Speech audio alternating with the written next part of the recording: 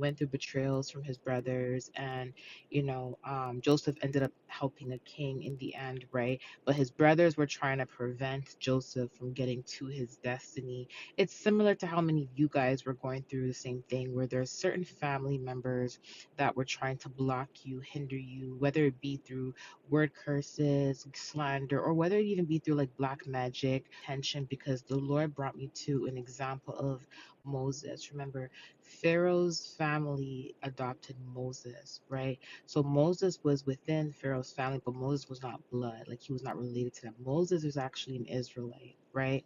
And God allowed that to happen because there was a purpose that Moses had, being within Pharaoh's family, because he was going to be the one that's going to help lead the Israelites out of Egypt. So you see how there was a purpose that was already formed from the very beginning, and Moses being in that family was to help fulfill God's will, right?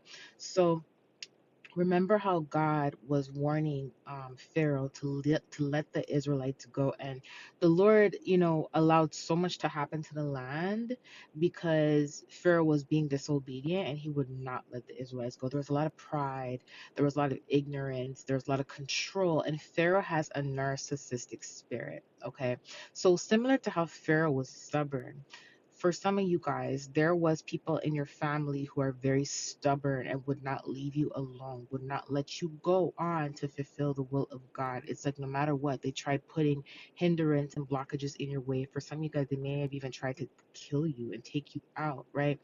And this is not something that is easily explainable to people on the outside who don't understand spiritual warfare. They're going to look at like, okay, you're mentally ill, you're crazy, you're this, you're that.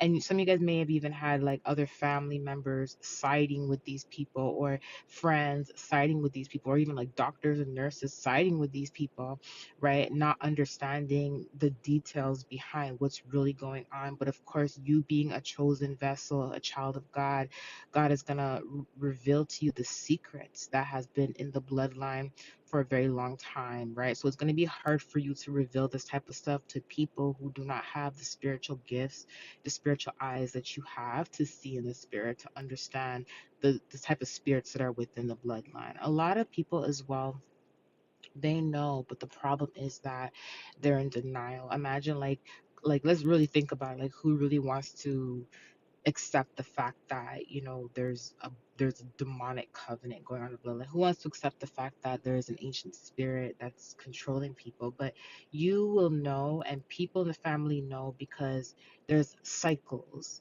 patterns that people are repeating in the bloodline.